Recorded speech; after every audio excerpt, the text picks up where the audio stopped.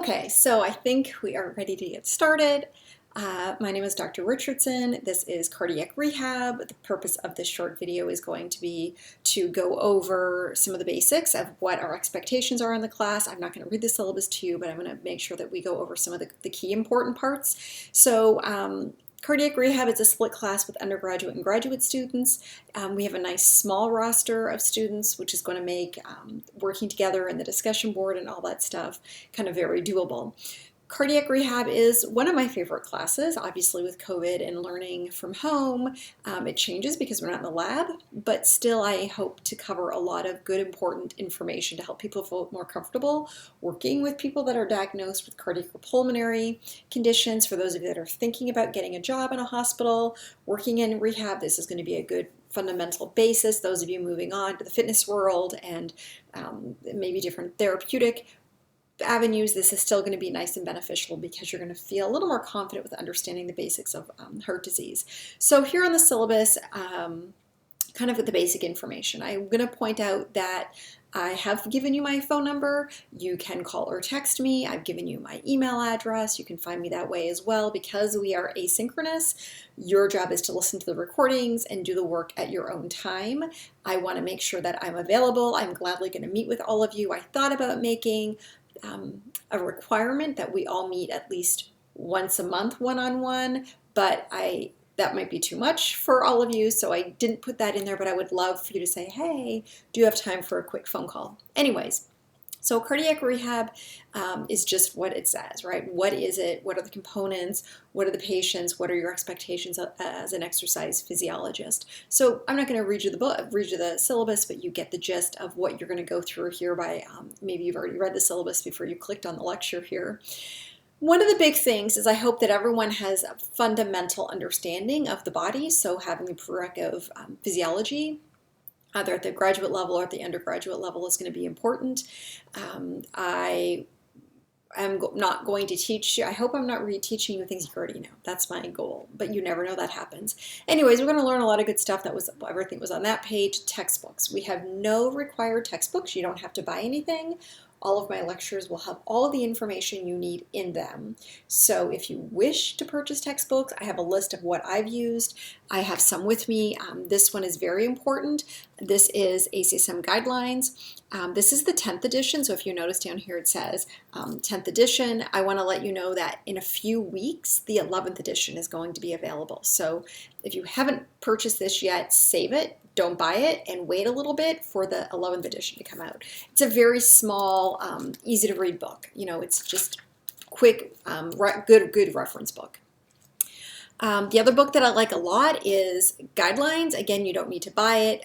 We're going to talk a lot about this organization. I'm going to have everything you need from this book already built into my lectures. I'll help give you access to all that. But this is a great book that we will refer to a lot, and I'll give you the information from it. The other book is this very thick book, and it's called the Resource Manual. The Resource Manual is another ACSM book, and it matches the Guidelines book. So this is a really small book, easy to read. This is a very big, thick book. See the difference between them?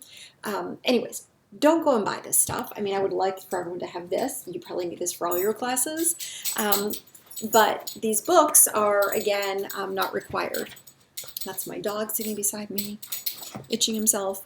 The other thing I want to bring your attention to is learning during COVID. If stuff happens, whether you get ill, whether your computer breaks, you have Wi-Fi issues, I want you to let me know, because I have a timeline. Every week you've got to upload things, and if you have a roadblock, you need to let me know so I can be accommodating. I can't accommodate you if you let me know week 15, hey, haven't been around for 8 weeks. So send me an email, text, call, let me know if disaster strikes so we can work around it.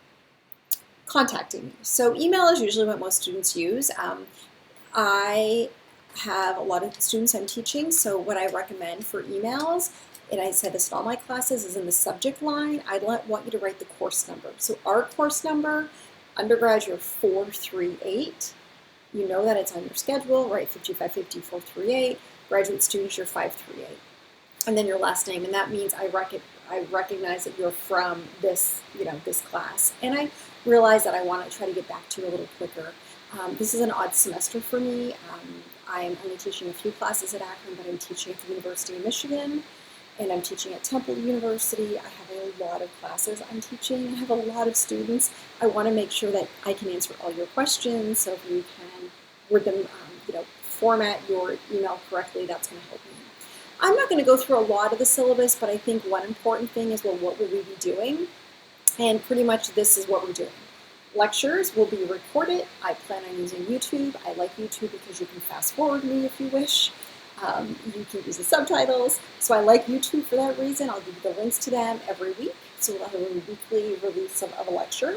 There'll be assignments. They're all scheduled to be uploaded by Sunday at midnight. So please do them earlier. That's great. Discussions are a little different. Discussions you need to post early in the week. So even though it might not say in your electronic calendar it's due, yes, all discussions are due by Sunday at midnight, you've got to post by Wednesday. So if you post your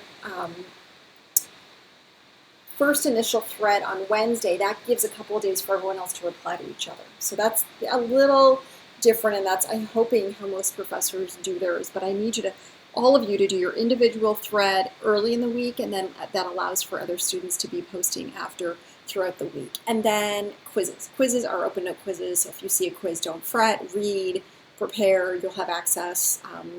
There's no attendance policy. Your job is just to get on and log. Of course, we can see how often you log onto Brightspace, or get on and log 3, 4, 5 times a week is going to be important. Do all your own work, be honest, all of that good stuff. But let's take a look at the schedule. I've opened up most things for you already to have access to. So again, I will send you the link every week for the lecture, and then you'll have something due. So for example, the next lecture will be my first lecture, and there'll be a discussion post you have to do.